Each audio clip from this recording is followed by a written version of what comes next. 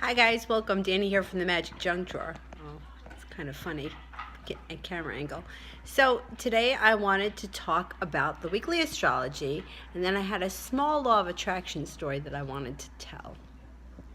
Let's hope that this camera stays and it doesn't fall. Okay, so first, the weekly astrology.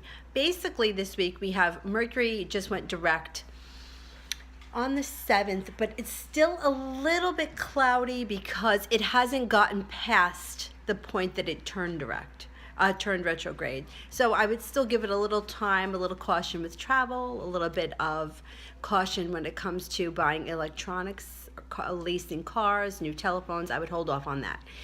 But on Wednesday, Mercury will be moving into Sagittarius, which will start to add to the festivities of the holiday season. Sagittarius is all about fun, it's all about partying, it's about optimism.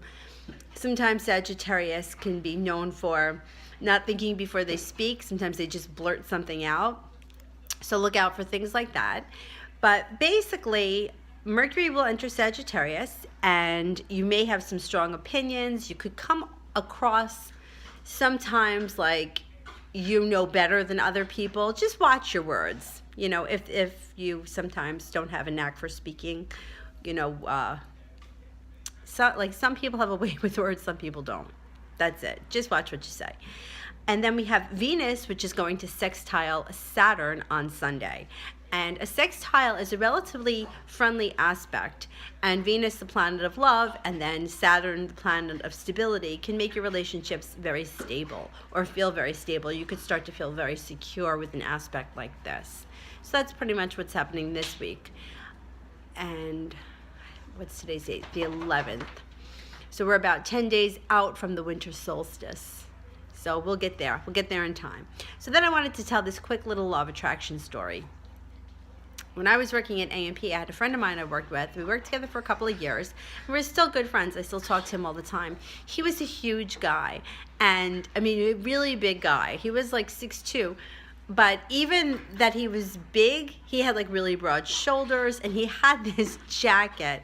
And it was kind of like, it reminded me of like the George Costanza jacket from Seinfeld, because it was so big. And he used to wear it all the time. And he didn't care. He was like, I'm warm. I don't care what it looks like. So I sent him an email like yesterday saying, I was just thinking about that jacket that you used to wear when we worked at A&P. Do you remember that big black jacket? And he wrote me back. He's like, oh, it's funny that you bring that up. I was just thinking about that jacket. So this is sort of similar to the theory about how people, like if you're thinking something, somebody else will be picking up on it. And one of the things that we learned in teacher training in yoga, when I did my second teacher training, and they were talking about doing adjustments, one of the things that the teachers, we had 2 teachers in that segment, or whatever you want to call it, that they stressed when you were teaching, that if you had, if you found a student to be attractive, that you should not adjust them, because if you went over to them, they would be able to pick up on that vibe. So if there was somebody there that for some reason you had like a strong attraction to, you should try not to touch them, because they would pick up on the vibe. So there is a lot with energy and picking up on people's vibes that we feel from each other. And I know, like, it's an intuitive thing. When I'm teaching, I find that I may hover around a certain section of the class because the energy there feels safer or friendlier to me. And it was something that I never realized I did until I started really thinking about it. Like, why am I gravitating to this side of the room? Or why do I stay away from this area? And I just started to notice that there was something that was making me feel safe in these particular areas. And every class is always different. So it was funny that, you know, you really do pick up on these things. So think about it. The things that you think about, the things that you feel, your emotional state, and what's going out into the universe, because other people are picking up on it. You know, all of us have had those moments, and me and one of my friends, we used to crack up at this, that when we would go grocery shopping, we would put a hood on, because we didn't want to bump into people. Sometimes, like she said, she's like, I would be in an area where, like, I would know so many people and they would be looking at my shopping cart and they wanted to know what I was eating, and I just wanted to get in the store and get out of the store. So there is a certain energy about a person that comes into the store, doesn't make eye contact with anyone, just to get what they have to get and get out of there, rather than somebody that's kind of sashaying through the store looking to, browse or whatever it may be. And even like when I walk into a store, I know that like a store like Sephora, everyone's going to come at me with, you need help? You want me to help you find something? You want me to do your eye makeup? No, I don't want to be bothered. So there is a certain energy that comes along with what you're giving off. And you know that if you've gone into a room where two people have had an argument and they're not speaking, you can sense the thickness of the energy in the air. And it's an intuitive thing.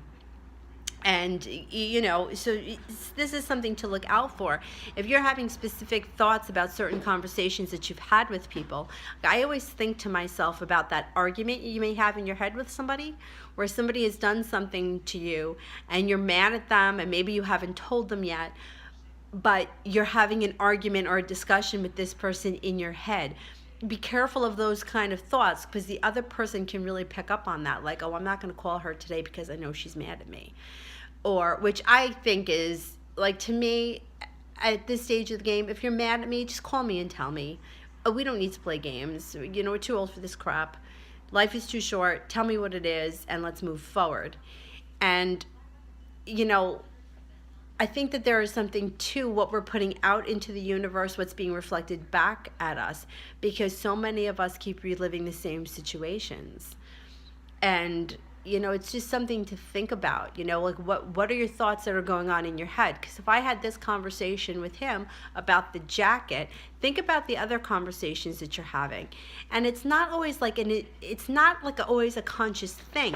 Like, I'm sure at the moment that he was thinking about that jacket he had, he wasn't thinking that I was thinking it too. But it just happens to be that we were both thinking about that big crazy jacket. And I mentioned it to him and he was like, oh, that's so funny because I was thinking about it myself this week. So think about the face that you want to put out for people and what you want people to reflect back to you. If you feel uncomfortable, if something makes you feel like out of place, I have a huge thing with feeling out of place or feeling uncomfortable sometimes, and especially when it comes to like, come over here, you. Come over here. Come here. Especially when it comes to being in a large group. Here, Dylan. Come on. Oh, man, there goes the phone. Oh, shoot.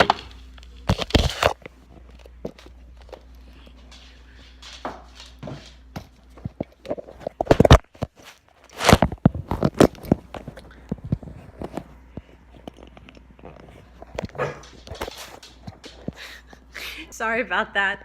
Camera has to go flying. Now it's upside down. Hang on. All right, now we're back in action. So especially if you're feeling like, in a large group of people, you feel uncomfortable, you feel like you're picking up a lot of people's energy. One thing that you can do that was suggested to me was to surround yourself with a white light. What you can also do to ground yourself is to imagine a white light going up the left foot and down the right foot, because you receive on the left side and you give with your right side. And then that's like grounding the energy into the earth. And it sounds really hokey, but sometimes doing these little things can really help. Surrounding yourself with a white light. You could use any color light depending on the situation. Blue light tends to be healing. Green light would be more for money. Pink light would be for love. Red could be for love or for passion, or if you feel like you need a spark. Sometimes like you feel like passion is, you've lost the passion in whatever it is that you're working on. You could use purple. Yellow, they say, is a very psychic color. So if you were trying to communicate to somebody telepathically, I know it sounds crazy, but we do it all the time. We just don't realize it.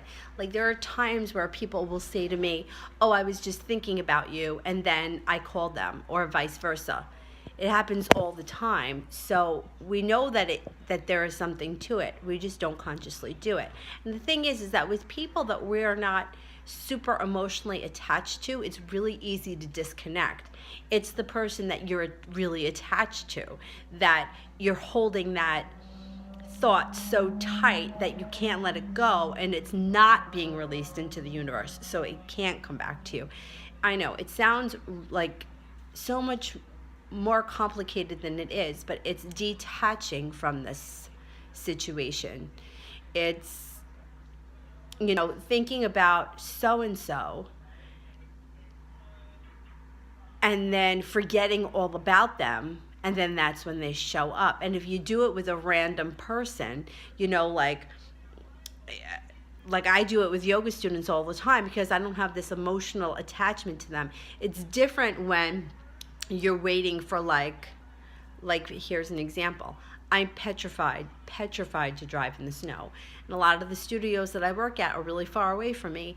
And if I'm waiting for a phone call to hear that this class has been canceled because the weather is bad, sometimes I feel like I'm holding so tight onto that thought that it's taking forever for me to get the phone message, because I'm holding so tight to the thought. I can't let it go because it's something that's in my mind and it's emotional for me.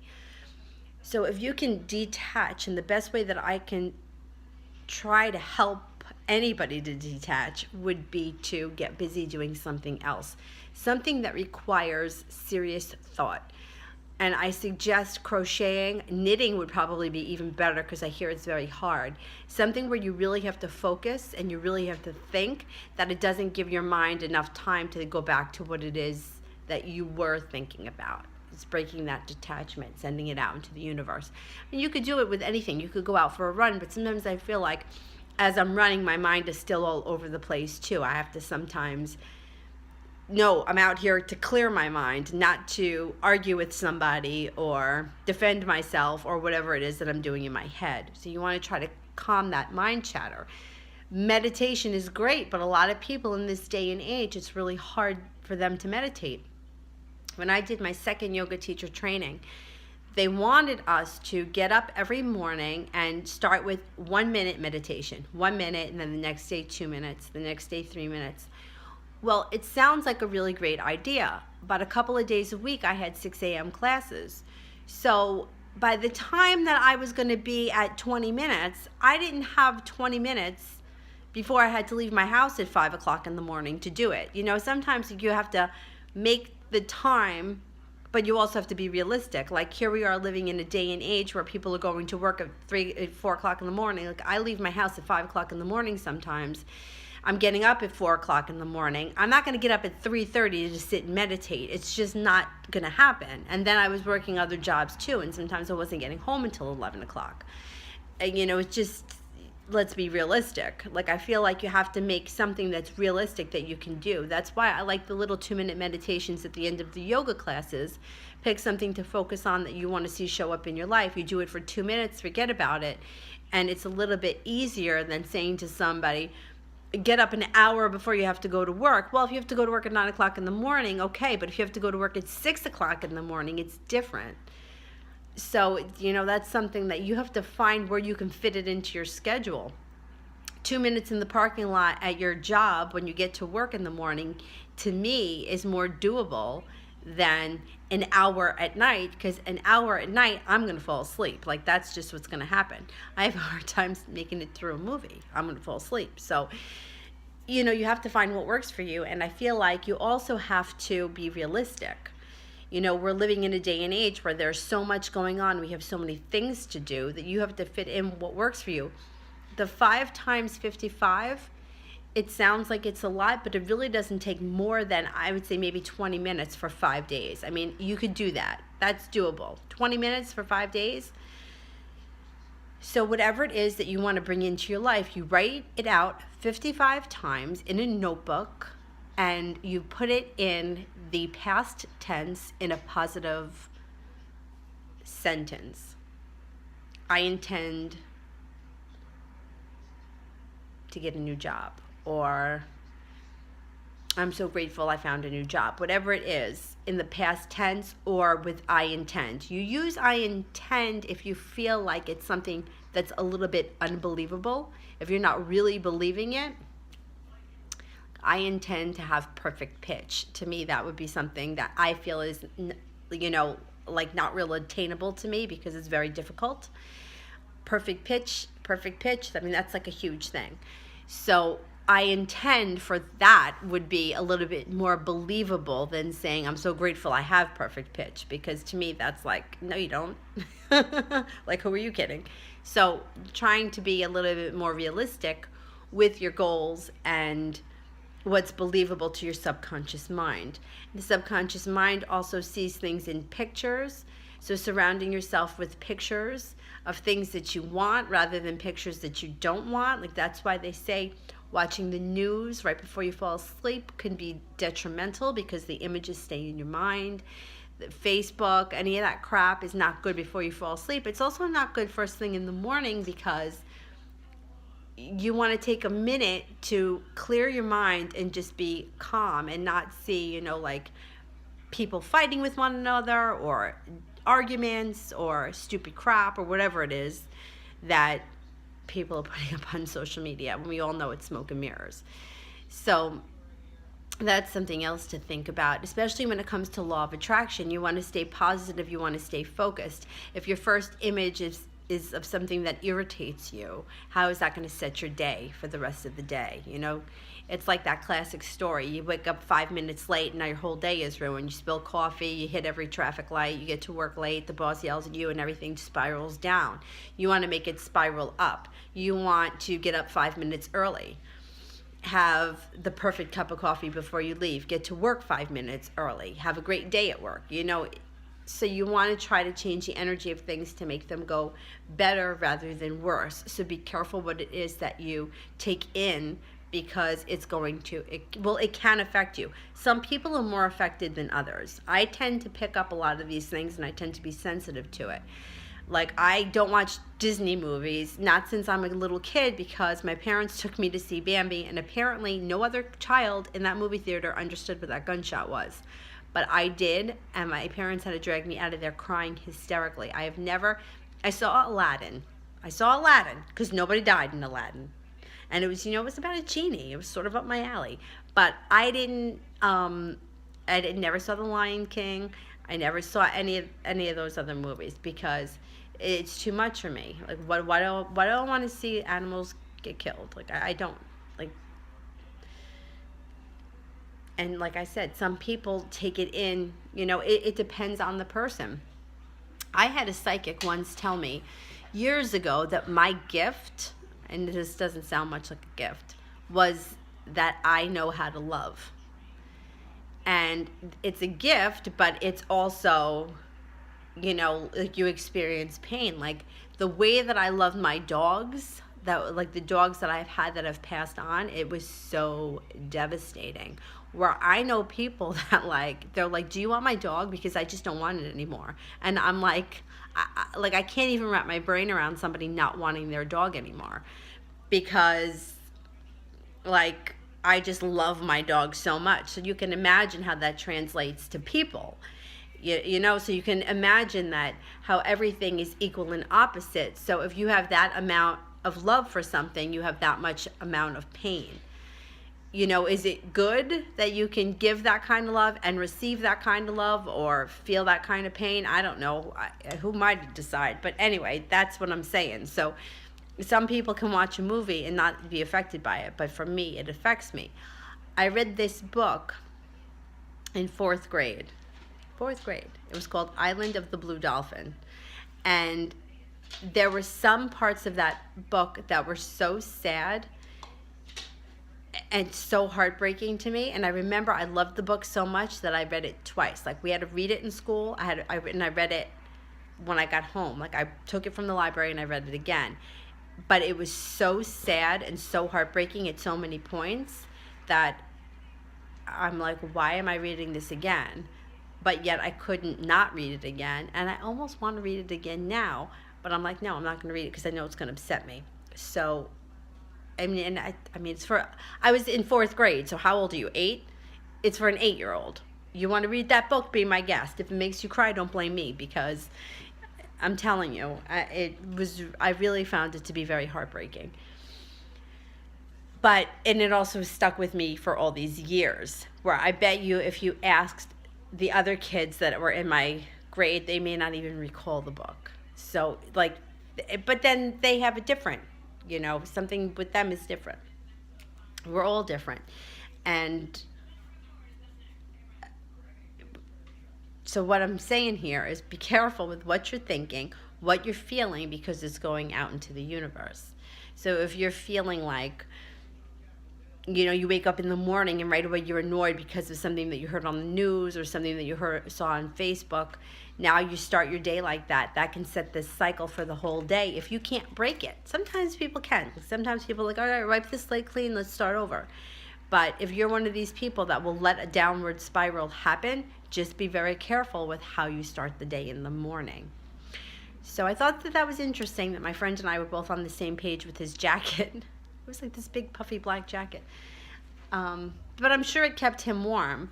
Anyhow, I don't think I have anything else to talk about today. The Venus sextiles Saturn on Sunday, which should be a stabilizing aspect. Sometimes when we deal with Saturn, though, he does teach lessons, but with the sextile, it's a friendly aspect. So I think that it's going to be good for people's relationships. And it doesn't always have to be a love relationship. It could be your best friend. It could be a relationship with your parents, that kind of thing. And we're starting to move forward where we're going to start entering, the sun will be entering, the sun's in Sagittarius now. We have about 11 days, 10 or 11 days left until we enter Capricorn. And then that's when I always feel like things start to get a little solemn once we enter Capricorn. So enjoy Sagittarius. Sagittarius is about partying. It's about having a good time. It's about optimism, festivities, like that's Sagittarius. Capricorn starts to bring everything back down to earth, and we start to get back to work. And I always feel like it gets very solemn at that point. So enjoy it now. Anyway, and it's especially solemn here in New York because it's going to be cold, dark, and gray. But there's nothing we can do about it. That's it. It is what it is. All right, so as always, if you like what we're doing here at the Magic Junk Drawer, don't forget to like and subscribe. If you're interested in a reading with me, I am available on Instant Go, and I'll put the link in the description later on. You can also always email me at leomoon2588 if you're not an Apple user and you wanted to do a reading, or if you have a question. I personally like questions because this way we can go into exactly what it is that your issue is and how we can correct it. And remember, everything is changeable. Everything is changeable. It's all about what you're thinking. It's all about what you're sending out there. And you have the power to change all of the situations in your life, but you have to believe that you can. And I think that that's the hardest part. People don't believe it. People think that, it is what it is. If it's meant to be, it'll be. This is all that I'm worth, or whatever it is. Like, we have all these crazy ideas in our own head that wind up holding us back. And, we really can accomplish more if we put our minds to it. That's the thing. Okay, so if you like what we're doing here at the Magic Junk Drawer, don't forget to like and subscribe, share us with your friends. As always, thank you for watching. If you have any questions, comments, concerns, feel free to comment below. And that's it. Thanks. Bye-bye.